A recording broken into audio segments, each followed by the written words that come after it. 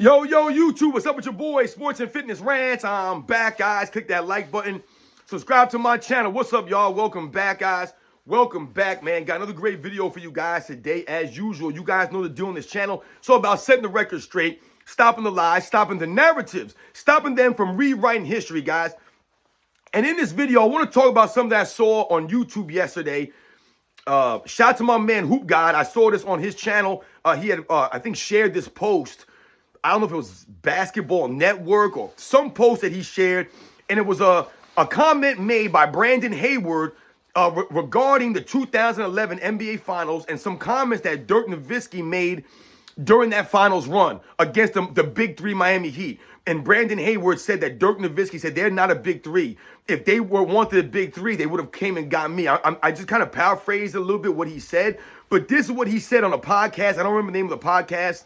But maybe you guys have seen the clip or the post going around of some of the comments that Brandon Hayward made about, like I said, the comments that Dirk Nowitzki made about the Big Three in Miami, and basically exposing LeBron James and showing and highlighting that Dirk Nowitzki was not intimidated by LeBron James and his Big Three, and that no one really feared LeBron James. And that's part of the reason why LeBron James folded up in that 2011 Finals, because someone like Dirk Nowitzki did not get intimidated, did not quit, and did not fold up, right? Remember, they were down 2-1, the Miami Heat, and they came back and won. Dallas Mavericks were down 2-1, and they came back and won 3 games in a row, right? And they took the series 4-2. So we're going to talk about this video, Mix. I found it very interesting that Dirk Nowitzki said that, and that's more the same that we talked about. No one's really intimidated by LeBron James. No one really feared him, and I think that speaks to a lack of respect that Dirk Nowitzki had for LeBron James at that time, man. And we're talking about this video. I want to thank you guys, everyone across the world, everyone across the states has been supporting my channel. You guys know the deal, man. I'm truly, truly humbled. So much respect to all the true basketball fans that are standing up, guys. Real recognize real, man. And you guys know what to do. Turn the volume all the way up. Hit that play button. Remember, these videos are for educational purposes. And let's roll. So, yes, guys, like I said, man, shout out to my man, Hoop God. I saw him share this post of some comments that Brandon Hayward made on a podcast referring or in reference to the 2011 NBA Finals and the Dallas Mavericks playing against the Big Three Miami Heat. Now, you guys remember in 2011, LeBron James made that decision, right, to go to the Miami Heat, right? Chris Bosh went there with him, and they formed a Big Three in Miami, right? The super team era started. That was really when it started, man. LeBron James finagling, once again, joining the people that you were supposed to be going against. Like, you and Dwayne Wade came in the same draft class. Like, you were supposed to be going against this guy. Chris Bosh, same thing. You're supposed to be battling against this guy. So what LeBron James did was a cowardly move. By weakening 2 of the teams in his own conference, right? You took away him from the Cleveland Cavaliers. You take away Chris Bosh from the Toronto Raptors. And you all go on the same Eastern Conference team. Now, all of a sudden, you weaken 2 Eastern Conference teams that are already in a weak East. And now you made one powerhouse team in the East. So no one respected that. And even to this day, we clown LeBron James on the 2011 NBA Finals performance. And pretty much, that was pretty much the end of LeBron James ever even having a chance to be in a discussion with a Michael Jordan, let alone a GOAT conversation. We're talking about just a conversation against Michael Jordan or with Michael Jordan. The 2011 NBA Finals, that was a nail in the coffin. That was a nail in the coffin, man. That wasn't the only thing, but that was the final straw that broke the camel's back, so to speak, for anything that you could think of mustering an argument for LeBron James. 2011 is all you got to do, is all you got to point to, and that's the end. I'm talking about for Michael Jordan comparisons. I don't give a damn about the greatest of all time comparisons. I don't care if you don't think Michael Jordan's a GOAT. It's about the LeBron James, Michael Jordan comparisons that we laugh at, and we say there was never a debate. He was never close to Michael Jordan, and 2011 is a big reason why.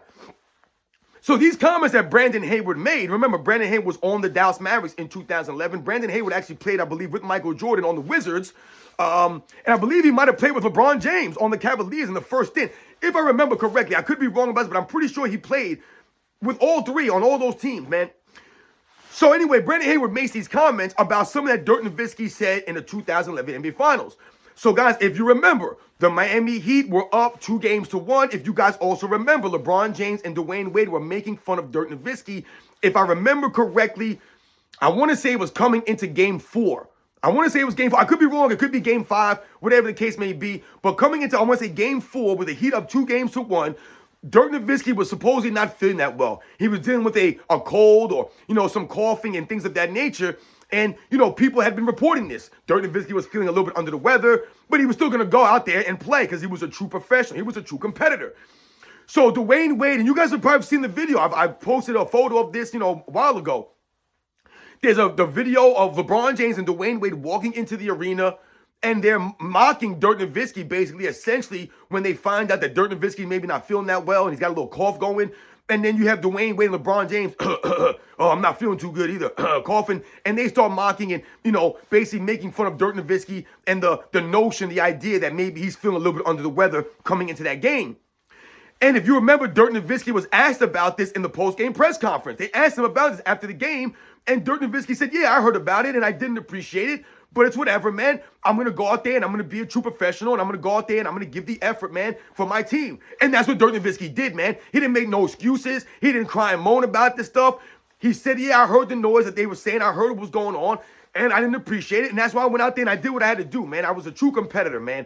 You know what I'm saying? And that's what Dirk Nowitzki did, and the rest is history after that. Now, Miami Heat never won another game. Not another game, guys. So once again, in the highlights, LeBron James being a front runner extraordinaire that I've told you guys about. Guys like LeBron James and Kevin Durant, the super team guys from the 2010s, they are front runner extraordinaires. Front runners. They act differently, and their bravado is different when they're on a great stacked team and everything's going their way.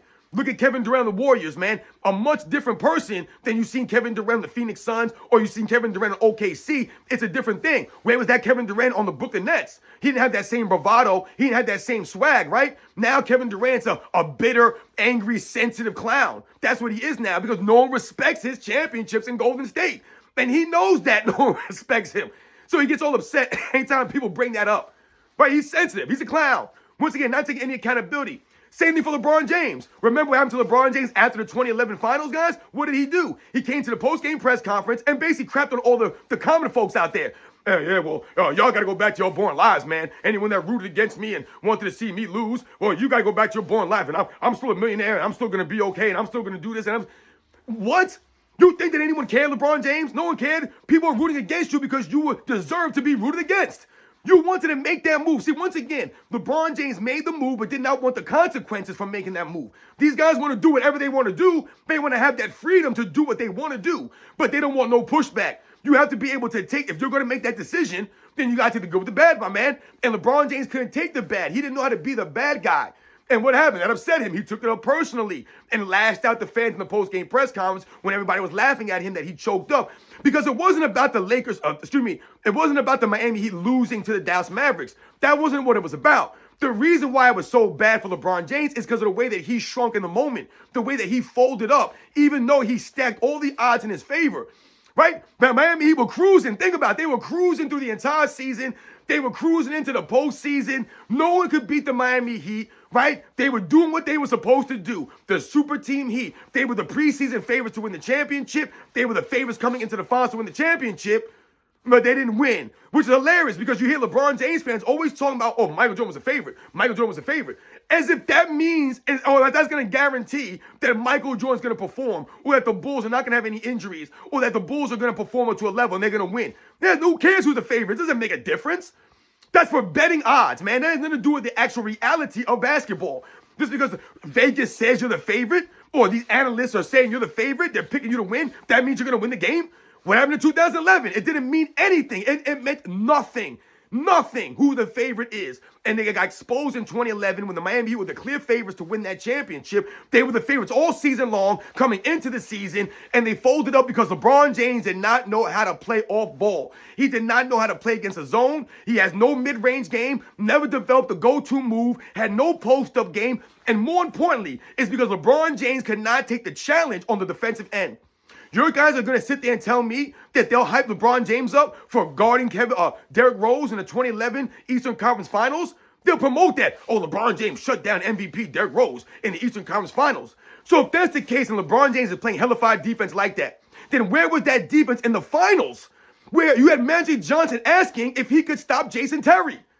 Imagine them asking if Kobe Bryant could stop Jason Terry, or if Jerry West could stop Jason Terry, or if Michael Jordan could stop Jason Terry. That would never even be a thought. That would never even be something that Magic Johnson would think about saying. But they said about LeBron James on the broadcast. Because the reality was LeBron James was getting dogged out there on the court by guys like J.J. Barea, Jason Terry, Deshaun Stevenson. All these guys were dogging him out. No respect for LeBron James. And that's what all this goes back to when Dirk Nowitzki makes those comments that Brandon Hayward says about if they really wanted a big three, they would have came and got me. That's no big three. That speaks to the level of Dirk Nowitzki and the lack of respect that Dirk Nowitzki had towards LeBron James. They didn't respect LeBron James. They didn't respect his move to Miami. They didn't respect the Miami Heat. And that was part of the problem for the Miami Heat, is that people did not respect them. They did not fear them. They were not intimidated by the Miami Heat, the Dallas Mavericks. And that was ultimately what got them over the hump. You had LeBron James that started to feel the pressure, and a Dirk Nowitzki that started to what? Take things personal and to start to be a true competitor and never give up. When you have guys like Jason Kidd in that team, we're talking about some of the all-time greats, and we know Jason Kidd was very old at that time. I want to say he was 38 years old, maybe, 39 years old, 37 years old. He was very old at that time. We know that was not prime Jason Kidd, But when you have a Jason Kidd who, once again, can impact the game without impacting the box score, this is where Jason Kidd comes into play. This is where his engine, his motor comes in. His durability, his toughness, his heart, his overall game came into effect. He's able to play. I saw Jason Kidd guarding LeBron James out there. Jason Kidd's 6'4", about 200 pounds. He was guarding LeBron James in the finals. And then you have LeBron James fans talking about, oh, Michael Jordan was being guarded by all short guys. I saw LeBron James being guarded by a lot of short guys in his career. How many guys have actually guarded LeBron James that have actually been LeBron James' size? Name them. You can't name one of them. Kawhi Leonard's not LeBron James' size. He's smaller than LeBron James. But they'll just say Kawhi Leonard and they'll throw his name out there because he plays good defense. So did Gary Payton. Gary Payton played Michael Jordan in the NBA Finals, and he was a much more stout, much more tougher guy than Kawhi Leonard was. And he was smaller than Michael Jordan, but not as small as some of the guys guarding LeBron James. I saw J.J. Barea guarding LeBron James in the finals. How small is J.J. Barea? I saw Tony Parker guarding LeBron James in the 2007 NBA Finals. How big is Tony Parker? I saw Manu Ginobili guarding LeBron James in the 2007 NBA Finals. How big is Manu Ginobili? So all these guys are guarding LeBron James, Jason Kidd, like I mentioned. All these guys are way smaller than the huge LeBron James at 6'9", 260. But no one's going to make any excuse about that. No one's going to mention that. So once again, LeBron James was exposed because these guys did not respect him. They were not fearful of him. They weren't intimidated by him. And this is what you hear a lot of guys talk about. People are not intimidated or afraid of LeBron James. They do not fear him, where they feared other all-time great players. They feared Michael Jordan down the stretch of these games, at the end of games. They feared Michael Jordan's competitiveness. They feared Kobe Bryant and his competitive nature and his never-give-up attitude. Right? And look what Dirk Nowitzki did. Dirk Nowitzki literally clowned the Miami Heat during the finals, and then obviously we hear what he was saying about they weren't a big three. No respect from the Dirk Nowitzki to a LeBron James, because LeBron James did not earn the respect of a Dirk Nowitzki. And like I said, LeBron James went out there and tried to make fun of a Dirk Nowitzki and clown him, and it backfired in LeBron James' face. So shout out to Dirk Nowitzki. If these are real true comments that he made during the 2011 NBA Finals, addressing his team and basically saying, these guys are not a big three. If they wanted a big three, they would have came and got me. That's swag right there, man. That's Dirk Nowitzki, like I said, man, keeping it real. You know what I'm saying? And just being honest with himself and with his team. Because Dirk Nowitzki was that dude. Like I said, where was LeBron James to take any responsibility on the defensive end? How come LeBron James didn't jump Dirk Nowitzki on defense and be like, yo, I'm guarding him? But no, you had guys like Chris Bosh guarding him and Udonis Haslem guarding Dirk Nowitzki. And I'm not saying that these guys did not play good defense or did not give the effort. But LeBron James, as a superstar player, as a greater athlete than both of those guys I just mentioned, supposedly bigger and stronger than these guys, why didn't he jump Dirk Nowitzki? Why didn't he take Dirk Nowitzki? He's a much greater athlete than Chris Bosh or Udonis Haslem. Why would you not take that challenge? It's the challenge of guarding Dirk Nowitzki that you never wanted. Just like you never took the challenge, right, to guard Kevin Durant in 2017 or to guard Andre Iguodala in 2015. You never took these challenges. You didn't take the ownership at the end of these games. You fold up. You don't have a go-to move. You don't galvanize your teammates. And Dirk Nowitzki ran roughshod over the Miami Heat. And LeBron James did nothing to stop him. Nothing. So this is what we talk about when we expose LeBron James, and Dirk Nowitzki exposes that LeBron James as not being someone that people were scared of or intimidated by, and people didn't have respect for. That's all I see or I heard when I saw his comments. I immediately thought of a lack of respect, a lack of fear on Dirk Nowitzki's behalf about the Miami Heat. I've never heard people say this about Michael Jordan. Never, and that's why I say these comparisons are invalid. People were actually afraid of Michael Jordan. They were intimidated by Michael Jordan. Now, did that mean that they weren't going to go out there and give the effort and be true competitors? No. That's why I tell you guys, Michael Jordan had to bring his A game every single night because they were going to bring their A games because they knew Michael Jordan was. Literally, Michael Jordan got the most out of his opponents because they knew that he was gonna bring it. He wasn't gonna lollygag out there. That's LeBron James. He'll lollygag out there. He'll fold up. That's not Michael Jordan. They knew that wasn't Michael Jordan. This goes to Michael Jordan, the Bulls, oftentimes being the quote-unquote favorite. Why would people bet against Michael Jordan? That speaks to his greatness. And that speaks against LeBron James' greatness. If you're not the favorite that often, that speaks more to you, not the people you're going against. It has nothing to do with the great teams or lack of great teams that the Bulls are facing. The facts remain is that only one team had Michael Jordan on it, and that was the Chicago Bulls. And no one was going or betting against Michael Jordan. Once again, to this day, would you bet against Michael Jordan in a championship game? A game 7, Michael Jordan leading a team versus LeBron James leading a team. Who the hell do you think is going to come out on top of that game, guys? If they played 100 games with the supporting cast all the same, I guarantee you Michael Jordan wins 99 out of 100 games, man. 99 out of 100. And the one game that Michael Jordan maybe doesn't win is because maybe there's an injury on the team or, these guys get a lucky shot at the end of a game and they make a game winner, let's say. The sun shines, right?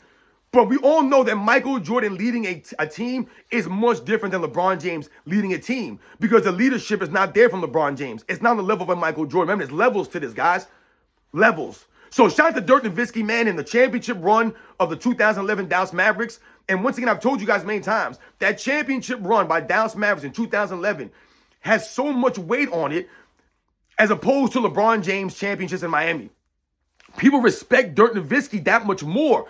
That one championship is so well respected because of the teams that he beat to the finals, and then the team he beat in the finals, he wasn't supposed to beat these guys. And the age of the Dallas Mavericks, I believe the Dallas Mavericks, I want to say, they're the second oldest team to win a championship behind the 98 Chicago Bulls. So think about that, guys. When you hear people talk about, oh, this team was old when Michael Jordan beat them, or this team was old when Michael Jordan won, it doesn't add up because LeBron James lost to the second oldest team to win a championship, and Michael Jordan won on the oldest team to win a championship. So age is only an excuse for LeBron James, but for no one else. It's never an excuse. Not for the San Antonio Spurs or Michael Jordan's Bulls or the Dallas Mavericks, the Houston Rockets. None of these teams, age was an excuse for ever. Only LeBron James, or only when they're trying to tear down Michael Jordan. Oh, the 91 Pistons were old. This team was old. The Lakers were old in 1991. This team was that. That team was this. Michael Jordan's Bulls were the oldest team in history to win a championship. Age is not an excuse, guys. Never been an excuse. People that make excuses, once again, are these guys out here today, these clowns, everyone's a victim today.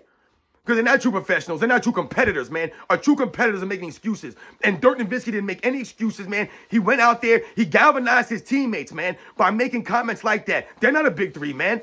If they want the big three, they come and get me. Because I'm the guy here, man. And I'm going to show these guys. So when they call up and make fun of Dirk Nowitzki, and he said that he heard about in the post-game press conference, and he went out there and he did his thing. He performed, right? He raised his level of play in games 4, in games 5, in game 6. He raised his level of play.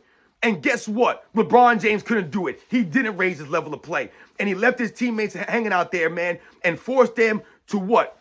Look like a bunch of fools out there. After he was running his mouth and talking all this stuff about 5, 6, 7, 8, 9, 10, 11 championships, all this stuff, right? He had all the bravado then, talking all that stuff then. But when the 2011 finals came around, he had nothing to say, right? Once again, where was he in game 5? Where was he in game 6 to play defense, right? Remember they talk about that 10-point streak. Oh, LeBron James has the most consecutive games of 10 or more points in NBA's history. And I tell you guys that streak is it's not true. It's a fake record. It's a fraudulent stat. Because in the 2011 NBA Finals, LeBron James scored 8 points in one of those games. 8 points in a finals game. Not a regular season game or a playoff game. In a finals game, LeBron James scored 8 points, guys. 8 points. 8 points. That's when that streak ended right there. That was the end of the streak, guys. And don't forget, he also, I believe he did that twice. I believe that he scored in single digits in scoring in the postseason again a couple years later. I want to say, I could be wrong about that, but I feel like it happened a time after that. So you know his streak is fraudulent. Michael Jordan has the real double-digit scoring streak, guys. Regular season and postseason when it matters most. That's not LeBron James, guys. Those are the facts. This is why Magic Johnson said, "Where can LeBron James stop Jason Terry?" I want you guys to think about that comment, man. Think about how much that exposes LeBron James in his overall game and the fact that this man can't play any defense and he gives no effort like that. And once again, can't play all ball, couldn't play in an actual system. He needed everyone else to do something for him. So remember, after that finals, Dwayne Wade said I had to go back and study Michael Jordan film and learn how to play all ball to help ingratiate LeBron James and help him become, better. Help him out. That's really what they did. They helped LeBron James out, but LeBron James never helped them out. And he calls Dwayne Wade a finals MVP during that championship. But LeBron James fans won't ever talk about that. They'll talk about, Dwayne Wade's knees were bad. Dwayne Wade's knees were bad in 2014. His knees were bad in this year. Where Dwayne Wade looked fine in 2011, though. Where was LeBron James? He wasn't there, right? He pulled a Scottie Pippen out there. But they love to talk about Michael Jordan had Scottie Pippen. Michael Jordan never became Scottie Pippen out there on the court. Never once. LeBron James became a third option. A third option on the Miami Heat. When you're the fourth leading scorer or fifth leading scorer in the entire series, behind guys like Dwayne Wade and Dirk Nowitzki, Chris Bosh, and Jason Terry, you became a third option on your team. You guys point to a time when Michael Jordan was ever a third option, or he was ever a second option. Could you imagine Scottie Pippen averaging more points in a series than Michael Jordan? It's laughable to even think that. Could you imagine Tony Kukoc scoring more points in a series than Michael Jordan? Averaging more points in a series than Michael Jordan, especially in the finals? It would never happen. Never happen. And I tell you right the hell now, man, the Bulls would not have a 2-1 lead with Michael Jordan not playing like Michael Jordan, man. The Miami Heat were 2-1. They were 2-1, guys, and they lost 3 games in a row. Michael Jordan, Chicago Bulls never lost 3 games in a row in the finals. Never once. Remember, they didn't lose 3 games in a row for like 10 seasons, man. LeBron James out there losing 3 games in a row multiple times in the finals. 2015, same thing. Up 2-1, you blow 3 games in a row, you lose 4 games to 2. Right? This LeBron James out there, guys. This is what he does, man. This way he folds up on teams, man. So shout out once again to Dirk Nowitzki in the comments that he made. Shout out to Brandon Hayward for speaking on this. Once again, shout out to my man Hoop God for sharing that post. I found it very interesting that Dirk Nowitzki had no respect for the Miami Heat Big Three. Wasn't intimidated by those clowns at all, man. Because that's what LeBron James is. He's a clown, man. And he wasn't worried about them dudes. And he knows the facts. That's why he went out there and did what he did, man. You guys know the deal, man. I'll catch you guys on the next one.